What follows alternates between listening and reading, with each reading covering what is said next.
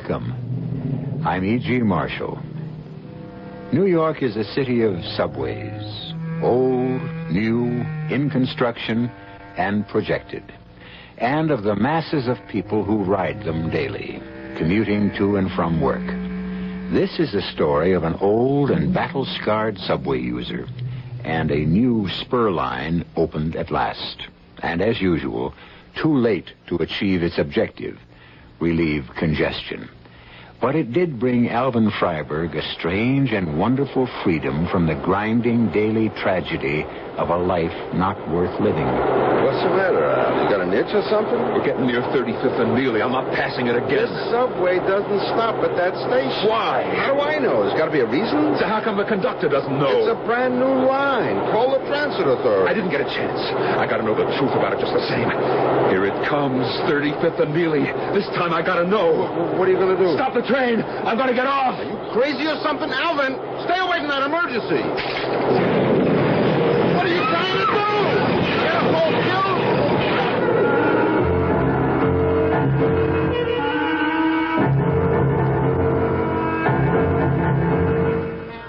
Our mystery drama, The Phantom Stop, was written especially for the Mystery Theater by Ian Martin and stars Norman Rose. It is sponsored in part by Buick Motor Division. I'll be back shortly with Act One.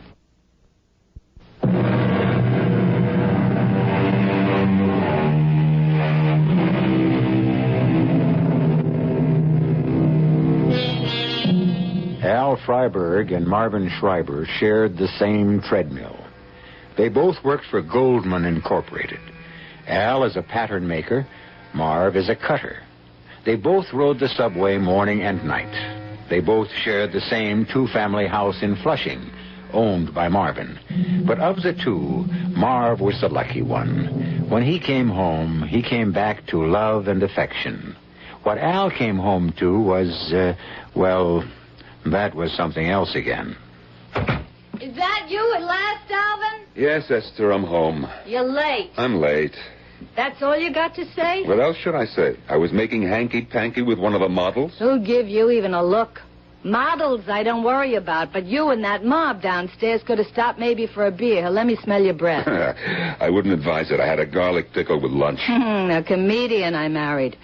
So why you late? Oh, Esther, have a heart. We're behind the fall deadline. We've got to get out the garments. Oh, don't give me a story that Fink Goldman's running you into overtime. He'd have a heart attack if he had to pay a dime over take-home pay. Give a little, take a little. A few minutes overtime isn't going to make me run to the shop steward. Give a little, sure. That's the story of your life. When did you take? Person makes his own choices. Oh, I want to sit down. I've been on my feet all day. It was just the subway was late. Now the subway don't run on time. I mean, me and Marv, we missed the regular train. Oh, he was working overtime too, huh? No. He stopped to buy a present for his wife. It's a pity you couldn't have the same excuse. It's her birthday. You had yours. Don't talk about birthdays and don't sit down. I want you to fix Rebecca's hairdryer. What's the matter with it? Would I ask you if I knew it doesn't work? Well, couldn't she let her hair dry with God's own air for once? What, in curlers? She don't mind in the morning. Every time I eat a shredded wheat, I look up at her and think, what am I doing eating one of your sister's curlers? Hey, how come she don't wear her hair straight all the time? Nothing helps. Tonight is special. She's going to the community center. She's wasting her time. There isn't a nice boy who isn't already taken. Essie, is that Alvin at last? Yeah, he just walked in. Well, tell him to run down to the drugstore, get me some glow prune. Couldn't she go down to get it herself all day? All she does is sit. A lumbago is bothering her. Maybe she's just waking up to what she is, a big pain in the... Is he going? I run out of hair set and I'm only half curled. Half boiled is more like it. Is that any way to talk about your own flesh and blood? She's your sister. Are you going down to the drugstore or not? Yes. Glow prune, right? Yeah, you might as well get the giant can. Then you can fix the hairdryer. Should have been a barber. The things I could do with a razor. Come on. Rebecca's waiting. When I get home, can we eat? Oh, just like a man. The only thing on his mind is his stomach. To tell the truth, limping down the drugstore, the only thing on my mind was my sister-in-law. Except maybe my wife. And the razor. The things that go through a man's mind that would frighten you. What you could settle with one simple stroke. All day long at the shop, the boss screams at me. And then at night and weekends, I got my wife and her sister yelling at me. Oh, it's not like it used to be in the old days. With Sarah, my first wife. With Sarah, when I got home, it was altogether different. Hello, Shotzi. Hello, sweetheart. Come into the living room and sit down. I got your slippers and the paper and a nice glass of tea with a little you-know-what. Come on, rest up a little before dinner. Oh, you're such a good wife, Sarah. Oh, what's so hard? I got a good man. Here, darling, sit. Oh, give me your shoes. Now, how's business? Well, we'll talk later after we eat. What's for dinner? A favorite. Guess. What's the difference? Anything you cook is my favorite. I never really realized how much Sarah meant to me until she died. And I married Esther. If Sarah had lived, it would have been just like Marvin and Rachel downstairs. Love, warmth, kids, a real family. I made more money, but he was the one with a life. Oh, Marv was a lucky guy with his Rachel. Say goodnight to the kids, Marv. Yeah. They're growing like weeds. Thank God they both look like you. Oh, go on. Well, sit already and drink your coffee.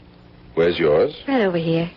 Bring it to the sofa and sit with me. I gotta do the dishes. Come on. The dishes can wait. I'll help later. You got anything in mind, Marvin? The kids aren't that much asleep. I mean... Anytime I look at you, I got something in mind. But don't worry.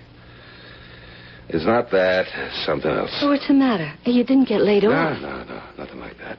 Hey, I told you, nothing. That's just for love. What did I do to deserve that, huh? Just for being you. Boy, what a lucky guy I am. All right, I wouldn't deny it. But how come you know it? The way we are. And the way Alvin and Sarah used to be before. Why do some guys get all the breaks and the rest get a kick in the pants? Oh, it was a terrible thing that happened to Sarah. Bad enough to lose your first child, but a wife as well. Remember how it used to be with the four of us when we first moved into this house? Sure, it was a whole family. 2-family house, but one family living in it. Yeah, you, me, Sarah, Alvin. Dinner every Sunday. 1 week their turn, next one ours. Times were good. Remember the picnics at Jones Beach? Oh, do I?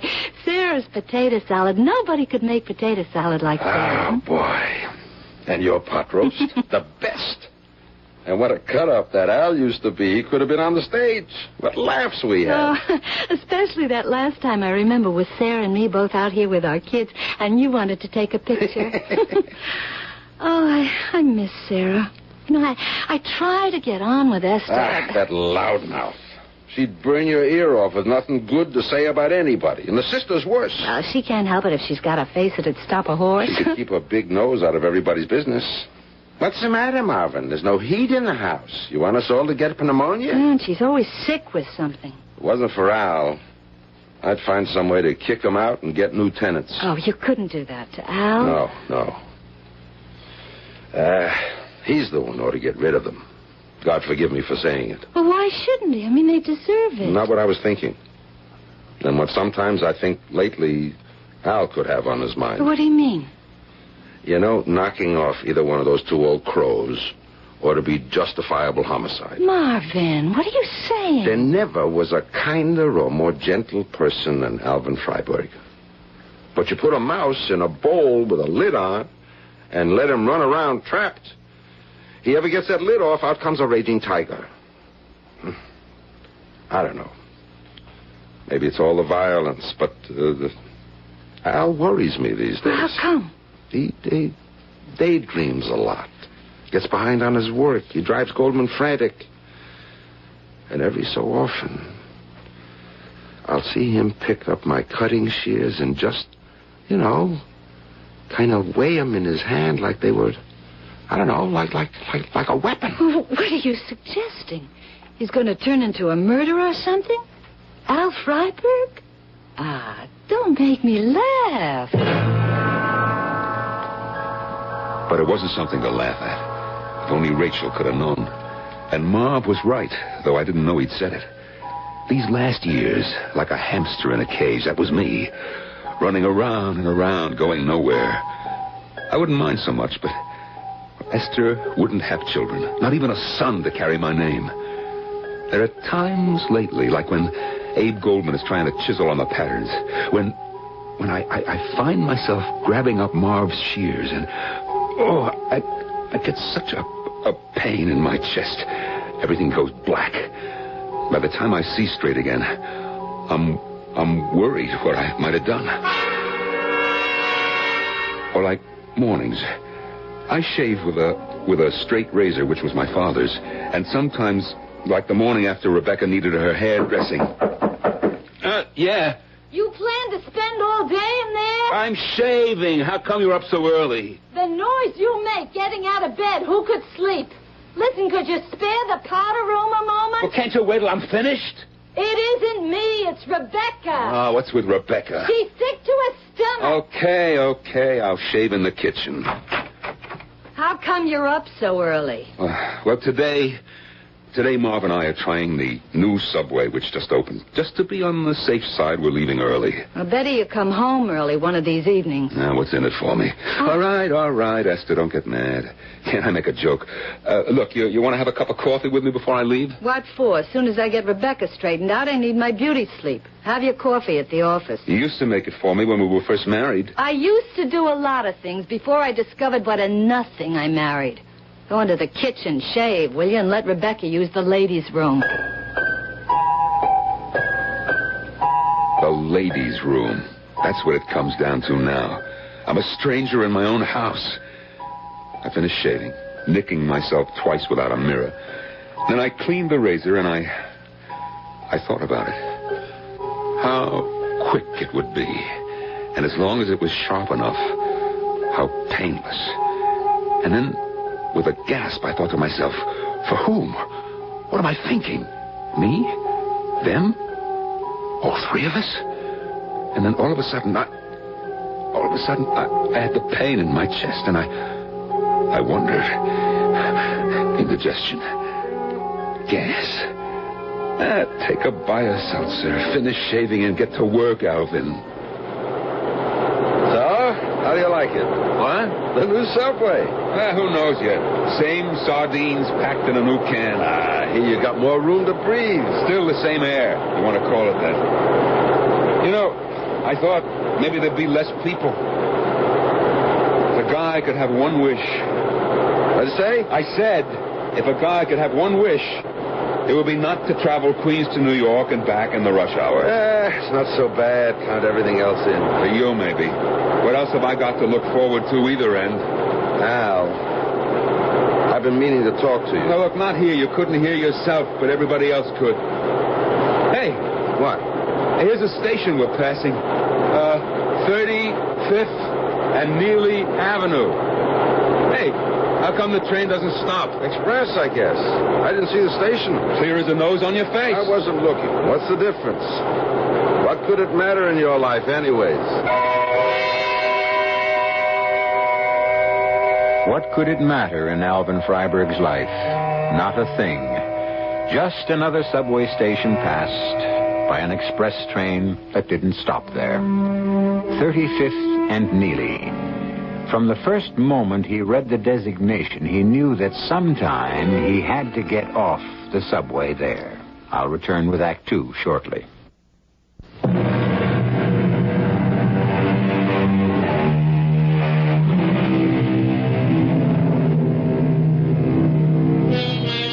It wasn't a good day in Alvin Freiberg's life.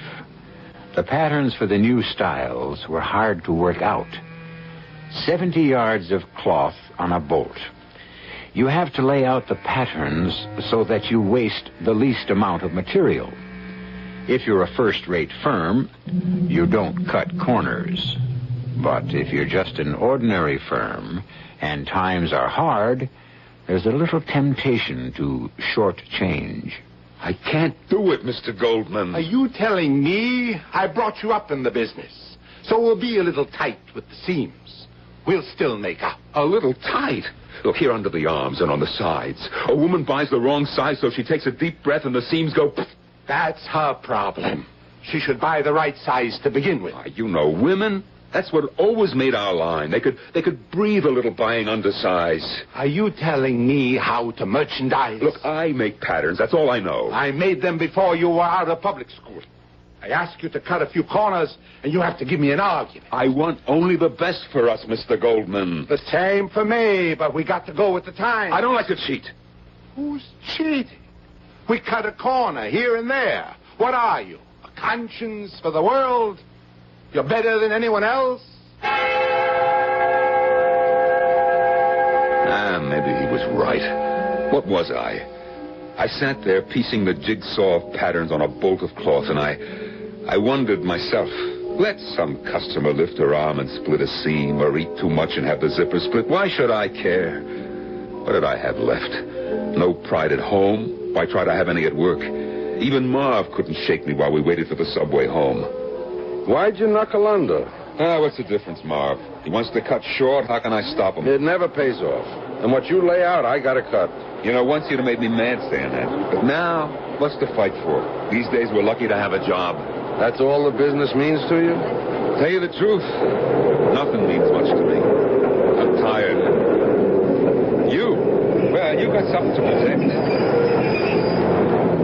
There's a seat. Grab it. Come on. I'll stand. You need it more than me. Now sit down, will you? Okay. Maybe I do. But I wanted to ask the conductor or one of the guards about that station. What station? You know, the one we don't stop at. The 35th and Neely. Who cares? Me. Why? I don't know. Just something crazy. You wouldn't remember. What wouldn't I remember? Well, I could tell you, but what do I want to do? Broadcast a secret at the top of my lungs? Wait till we're home. Okay. It's hard to hear you anyway. Read your paper. I sat a little while with my eyes closed. The pain was in my chest again. Right through the back. The racket of the subway seemed very far away. And then I glanced at the paper in my lap, just to skip over the headlines. General Charles de Gaulle takes over premiership of France. So let him, what do I care? What?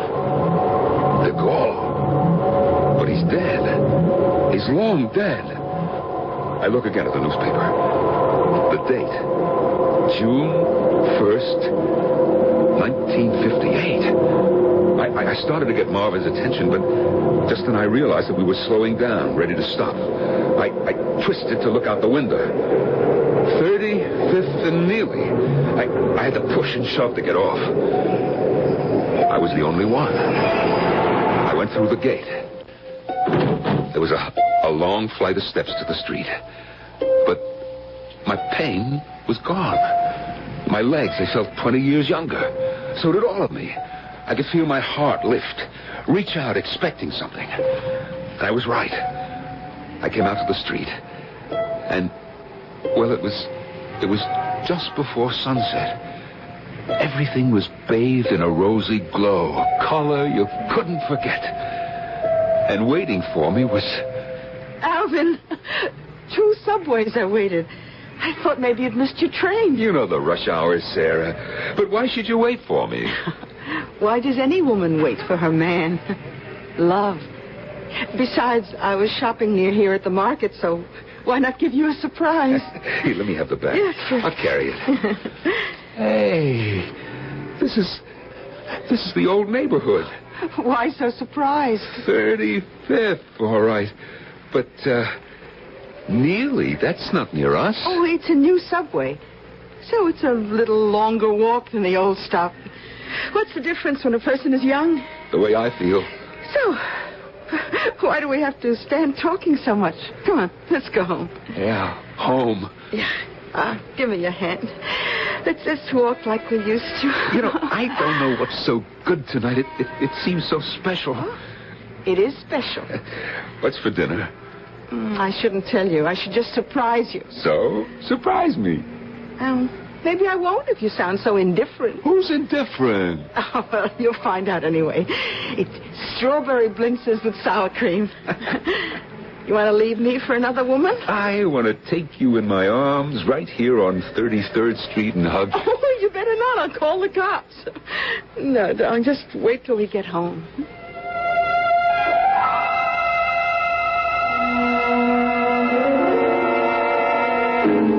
You want coffee or a glass of tea?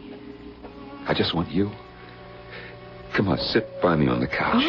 Oh, I'm not sure I could trust you. There's more than one kind of love, Sarah.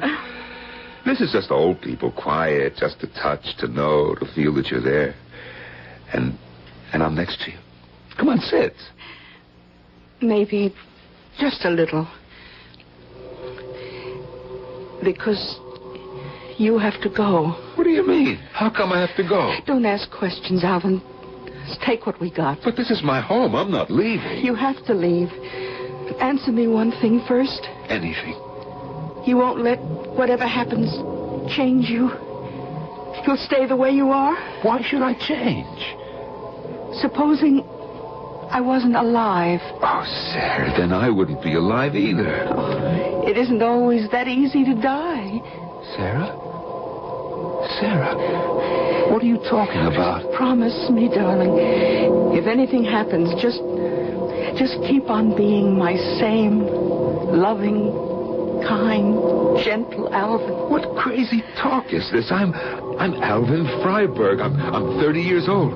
If I don't know what I am now, I'm in sad condition. I'm only thinking of the future. The devil with the future. We're living now. That's just the trouble, my darling. We're not.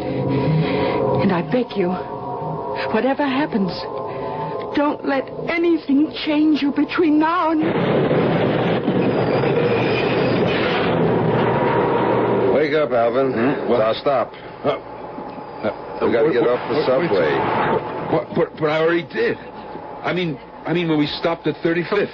Come on, Alvin. You've been sound asleep since we left Manhattan. Let's get it out of the sling and on the way.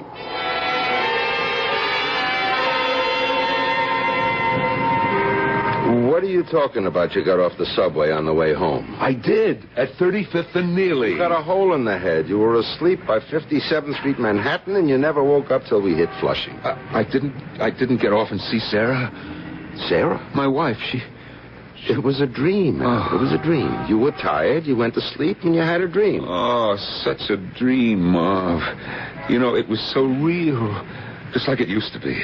But, hey, listen, I didn't get off at that station. The train doesn't stop there, Al. It did. In my dream. If it could only be like that. Could I say something to you which is none of my business? What, a friend like you could say anything. I'm worried about you. Yeah.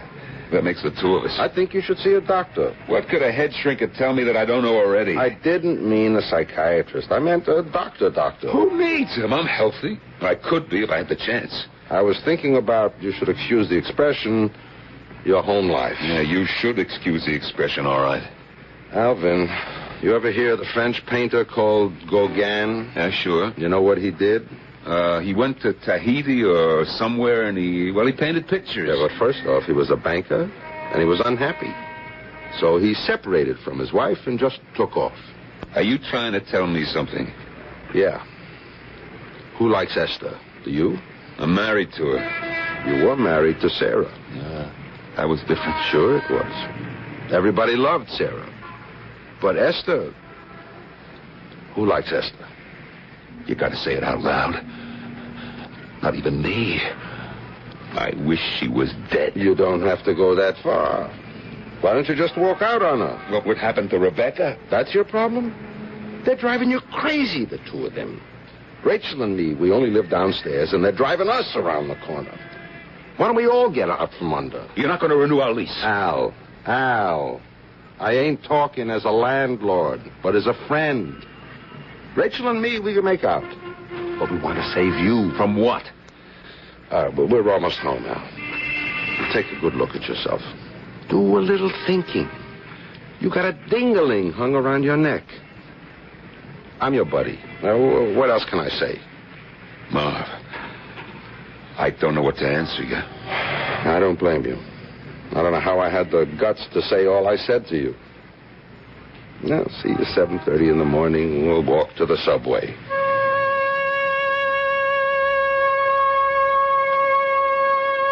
After Marv went in, I waited a moment in the dark. Sarah. Or was it a dream? I had a crazy notion that grew more real as the pain in my chest started up again. That I could go back there. All I had to do was stop the train and get off at 35th and Neely. Except I had to fix everything right to leave behind. A man can't just walk out on everything like that fella Gauguin. He was a genius. I'm just a schlep.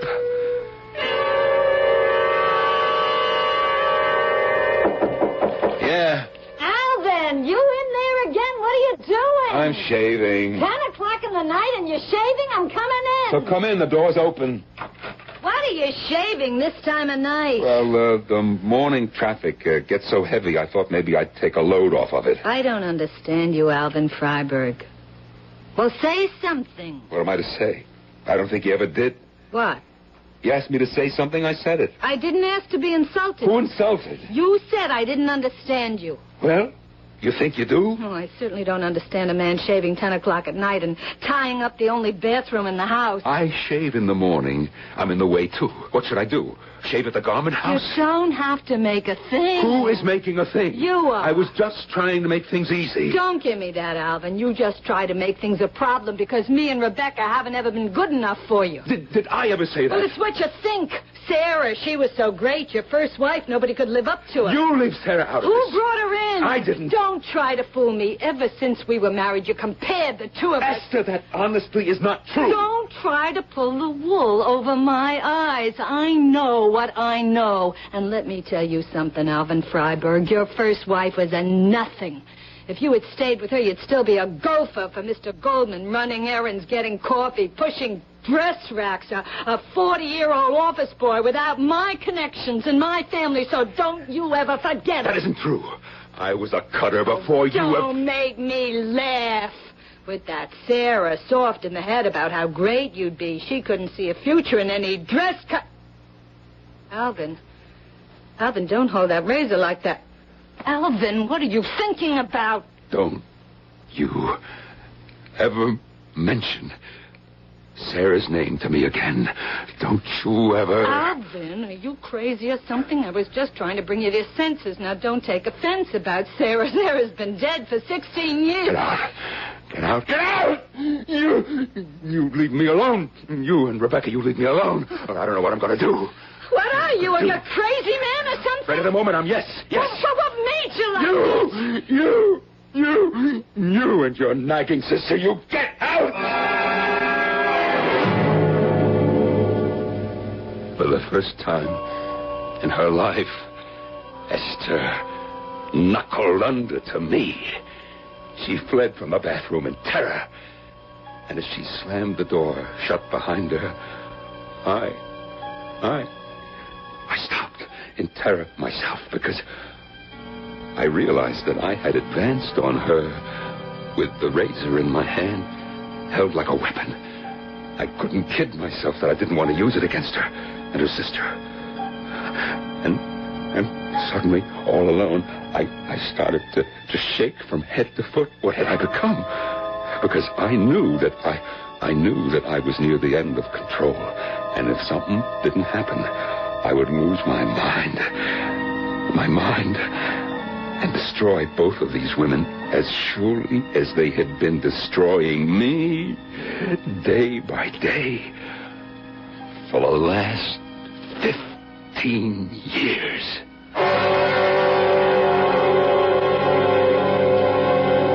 The wrong marriage. Two selfish women driving against a quiet and simple man. The day-by-day deterioration of what had once been a human relationship is as devastating as the Chinese water torture, and as inescapable without violent reaction or some miracle to end it. Which is the deciding factor? I'll be back with that solution shortly when I return with Act 3.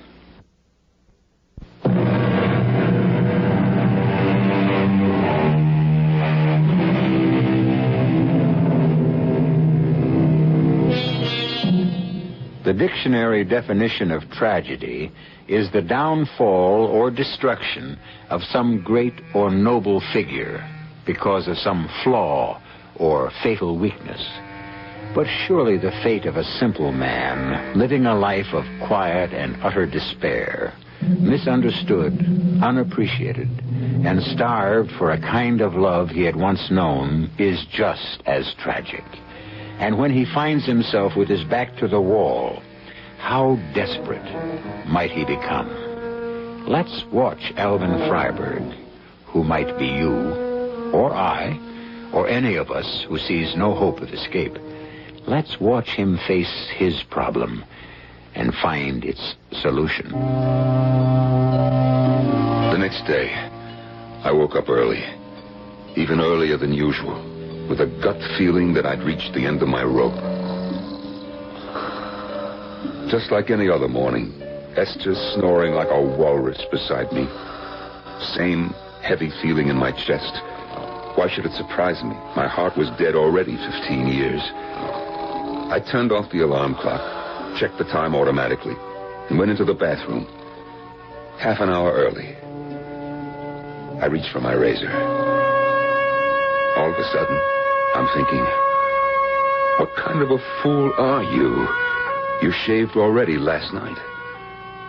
Then I said to myself, Alvin, you know that. So what are you doing with the razor in your hand? I knew I didn't have to ask that question. I was desperate. Who was I kidding? I couldn't face another day the way I lived. Even without hearing them, Esther's snores were sounding in my ears. I could hear Rebecca's whine. What would she have today? An ulcer, arthritis, indigestion, a something which wouldn't have a name? Anything to drive her to a doctor so he could reassure her, or try to. And the razor would end all this. I was like a man walking in his sleep. With the razor in my hand, I walked into the bedroom. Alvin, it's 6 o'clock. What are you doing up? I couldn't sleep. What's the razor for? You got 5 o'clock shadow in the morning? That's the first joke you ever made. Who cares about jokes this hour? What's the razor for? Huh? I don't know. I don't know. I don't know. I forgot. I shaved last night, I guess. Well, put it away and come back to bed, huh? Yes, Esther. I don't know what came over me all of a sudden. Oh, just come back to bed and don't wake up the whole house. I don't feel sleepy. Maybe I'll make a cup of coffee. I don't understand you. But do what you want. As long as you don't wake up Rebecca and me, I couldn't care less. I couldn't care less. I don't understand you. It was all there in those 2 sentences. And the coffee was bitter, no matter how much sugar I dumped in, and so was my life. It's the way a good half of the world, maybe more, live. An hour and a half later, walking to the subway, how different could I feel? Except that Marv was a friend, and with him I could talk a little. Hey, nice brisk morning, huh? Well, what's a good word? You should know me by now. I wonder you even bother to walk to the subway with me. What are you giving me, Al Freiberg? 25 years we're friends. Why would I walk out on you, huh? I ain't the same man I once was. Look, when was the last time you saw a doctor? I don't know, 3, maybe 4 years. You ought to have a checkup. What for? Who cares? Anyway, my regular doctor died a couple of years ago. A person our age should have a checkup once a year. Stay alive? What else? Supposing you get to the point where you don't care, huh? Oh, that pins it. I'm going to make an appointment with my doctor to see you. Don't waste the time. I'm ready to waste more than that. You'll see him if I have to drag you there. We'll go at lunchtime. Don't give me any arguments. I'll pay just for my own peace of mind. Look, Marv, you're a good friend, okay? Okay, I'll see your doctor, but, he can't help me. And we got one thing straight. I pay. Come on, we're at the subway.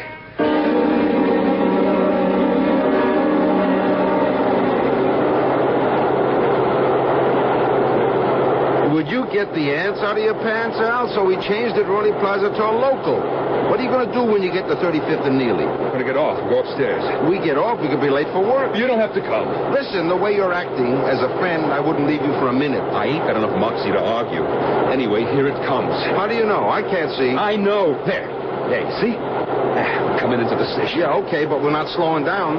What? We got to slow down. This is a local. Some train has got to stop here. Maybe there's some other local, but this one isn't going to stop. Marv, there is a station there, isn't there? Sure. It says 35th and Neely, don't it? Yeah, that's what it says. Or said. We're already past it. For some reason, trains just don't stop there. But I told you last night. That was a dream, Alvin. I was standing right over you, and we passed right through as usual. You didn't get off. Nobody got off. Whatever this station is, there just isn't a train that stops here. I didn't feel well that morning. My mind wasn't working properly, or I might have thought of calling the transit authority. But everything I did was automatic.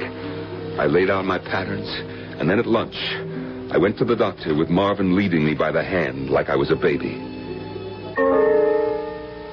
It was nearly quitting time before I got back from the doctor, and Goldman was fit to be tied. So, what are you going to claim now, Alvin? Seniority? You take almost the whole afternoon off without a word? Well, I was to the doctor. Doctor? You couldn't see him on your own time? Maybe it was your head that needed examining. Look what you did here. And your friend Marv already cut, so what can we do? I'm in the factor's hands already. But what is it? Mr. Goldman expected 3 more dresses out of these bolts of cloth. Didn't I tell you to skimp on the pattern? Oh, I forgot. You forgot? How could you forget with that? Look, I'm sorry. I went to the doctor and I don't need a doctor. You'll give me heart failure. The poor line is a disaster before we even cut one dress. I might as well end up in bankruptcy. Freiberg, you're fired. I don't want to see you again. You're lucky I don't fire your friend Schreiber. Mr. Goldman. Don't give me any arguments. All right. It's quitting time. I'm in enough trouble with the union to begin with, so let's close up. Maybe tomorrow, maybe next week, we won't open again. That's the way things are here. Marv, I'm sorry. Forget it. Let's have a fling. Heaven knows we need a lift. Come on. I'll buy you a drink at Levin's before we take the subway home.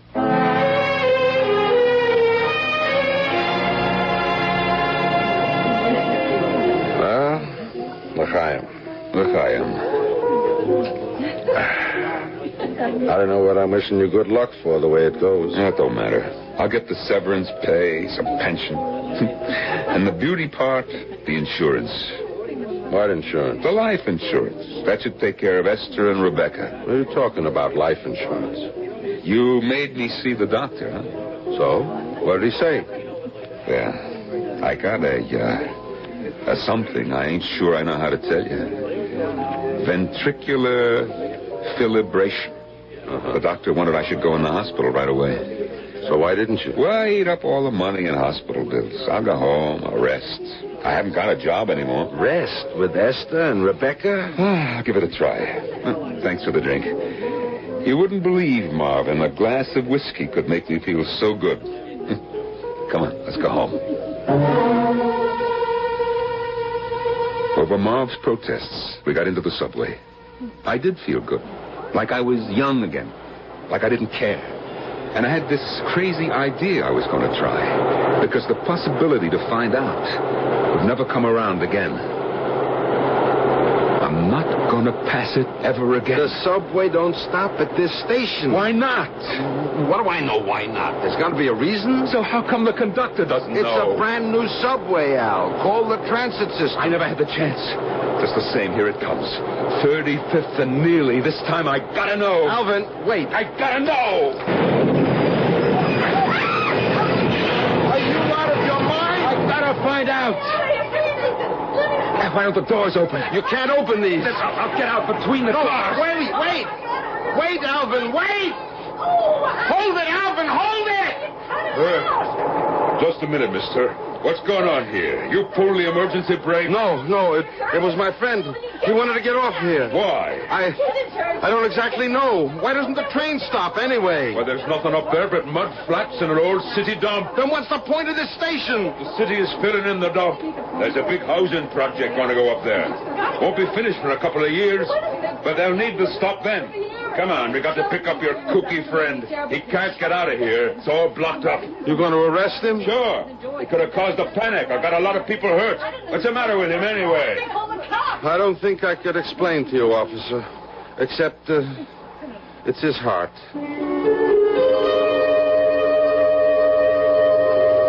Hello, Alvin. Sarah, you were waiting again. Well, this time I knew what subway you'd be on. Come, my darling.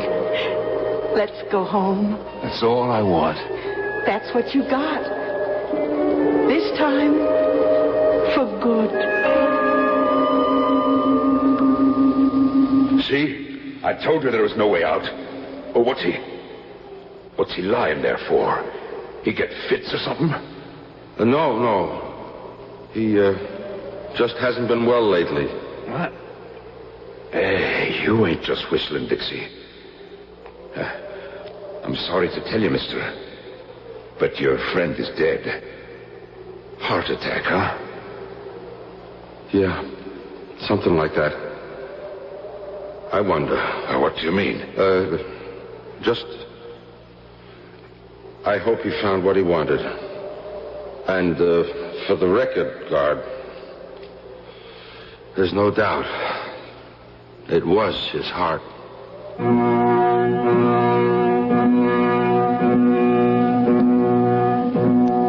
Tragedy, or something nearer to all of our lives.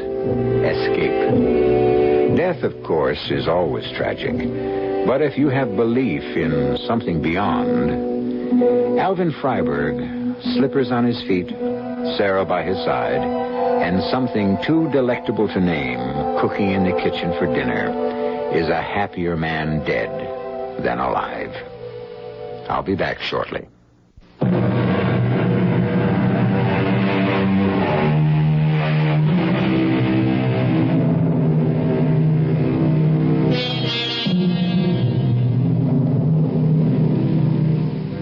It was Elizabeth Barrett Browning who wrote, "I love you with the breath, smiles, tears of all my life."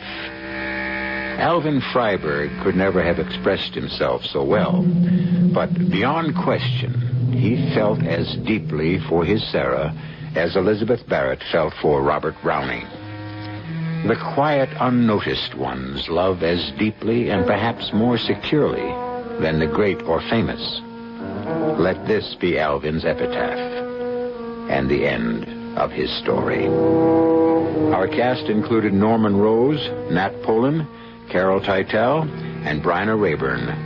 The entire production was under the direction of Hyman Brown. And now, a preview of our next tale. But, John, this is the only time we can call Windandingo, at midnight. It's the only time he's able to hear the voice of mortal man. And the clock just struck. Listen. He's here. That's his voice. Say, that's just an eagle way off. Listen. Will you go back to sleep? Who's that? Sounds like Enoch Fraser. Get him out of here. He's come to kill me. Enoch must be having a nightmare. Don't let him. Let me go. Let go. Oh, Enoch does drink an awful lot. Don't kill me. No, it's Windandingo, all right. Don't. And justice is being done. What? I didn't think Enoch's crimes were that serious.